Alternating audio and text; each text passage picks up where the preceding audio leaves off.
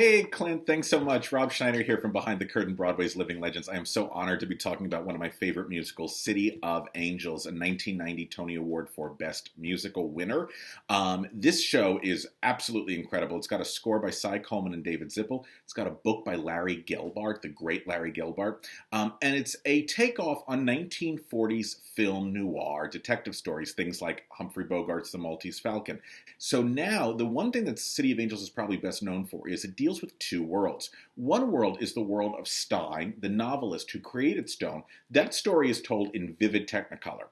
Stone's world, which is the second world that we get to be introduced to, is told in gritty black and white, and that was the big production concept about the show, is that half of it was done in color, half of it was done in black and white. If you want to hear more about City of Angels, take a subscribe to our podcast, take a listen to the episodes with Randy Graff and Dee Hoty, who both starred in the original, and they can tell you a little bit about how that magic was done. The reason I'm talking about City of Angels today is because it is coming up on the 15th anniversary of my production of City of Angels, which was done in Los Angeles, California. Now, City of Angels, as maybe you can tell by the plot line, is about sex. It's about murder, it's about deceit, it's about deception. It takes place in the 1940s. It's very cynical. It's got a very jaundiced view of the world.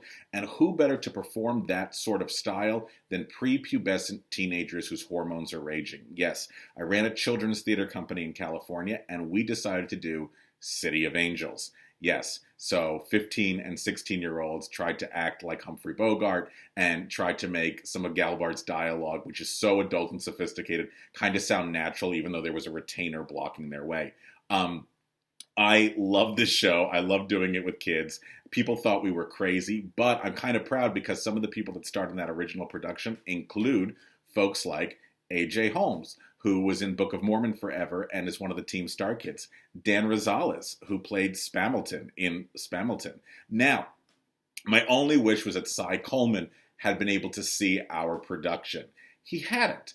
He had passed away a couple of years earlier, but now how odd is this? A friend of mine who went to Cy Coleman's office years later said, "Your poster is hanging up on his office wall." And I thought to myself, that can't be right. Like, he never saw this show. Maybe it's just like the Broadway poster. And they were like, "No, your poster." And they sent me a photograph. Somehow our poster of our kiddie version of City of Angels had ended up on Cy Coleman's office wall. I am incredibly honored and cannot believe that my love for this musical has come so full circle that my production is hanging up on his wall. Here is Clint with one of my favorite songs from the show, "With Every Breath I Take."